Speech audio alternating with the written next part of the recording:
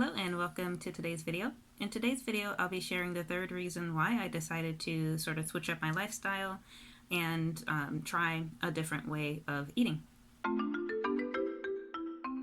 After the doctor's appointment, when I got my stomach exam and the results and I didn't really see anything, I started to reevaluate things in a major way. And I started watching these videos.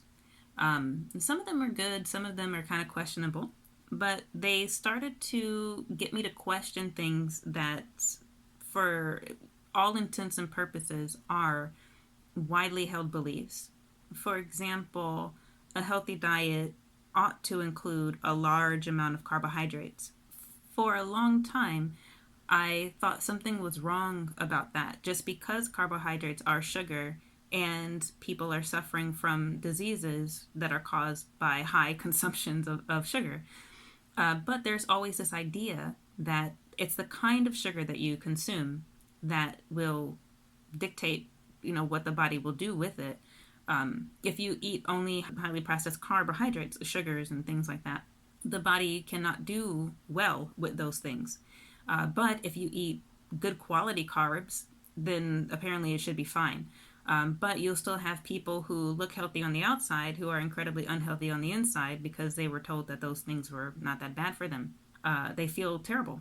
And we have so many people suffering from digestive issues, physical issues, and mental issues. And what if it could be the diet? So, watching these videos, I started to understand, hey, there's a direct connection between your gut bacteria health and your mental health, for example. And when you feed your body sugar, it starts to prevent your body from being able to perform its natural processes in the correct way. So one of the final conclusive things that I learned or else wanted to try was, can I feel better physically, emotionally, if I stop eating sugar, if I just cut it out, and if I only eat animal products? Will that improve my period? I have, and this is too much information, I understand, but I have the worst PMS. It lasts for weeks.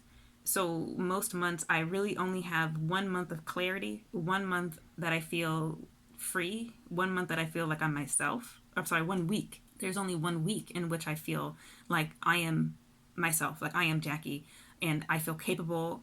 My memories do, pretty good. I feel physically okay enough. I feel like I have energy. Then you give it 2 weeks and I just feel terrible. I don't perform as well. And then of course there's the week of the period itself, which is always a nightmare. There's maybe a week or a week and a half after that, between, having, your period ending and PMS starting, that I felt free at all. And I want that to stop. I want that to end as well.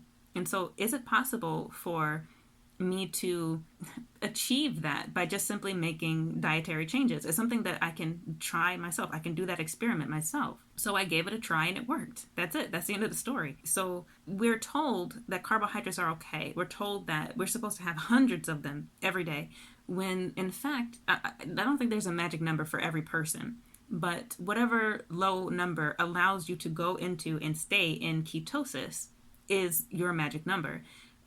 The number that I've seen floating around is 50. Sometimes I've seen it as low as 20. I think some people will say a low carb diet is less than 150 or less than 100, which is drastically less than what most people eat today.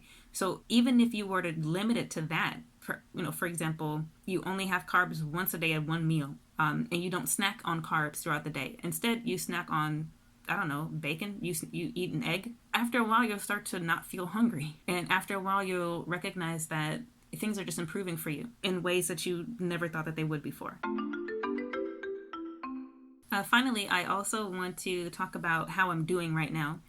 This month doesn't count. February is special. So I'm on a break in February.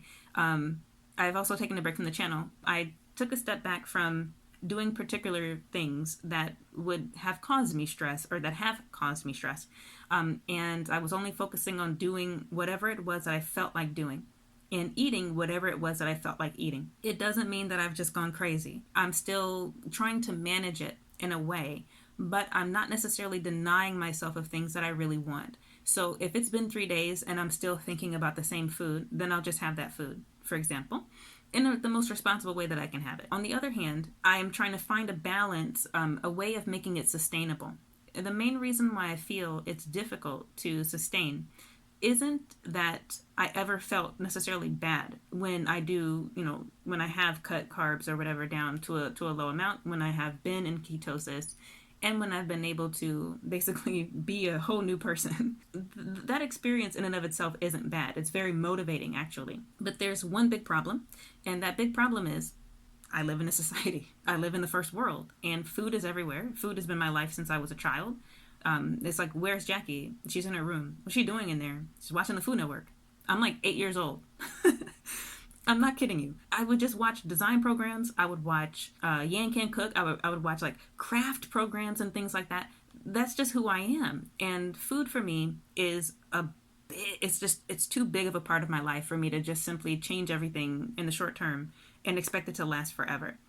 So through this month, I'm just relaxing a little bit, making sure that I'm entering the next year of my life comfortable and happy and free. And I also feel it's important for people to, what's the word I'm looking for? Enjoy life, right? So if at any point I feel this is kind of boring, it's just ground beef and bacon and eggs every day.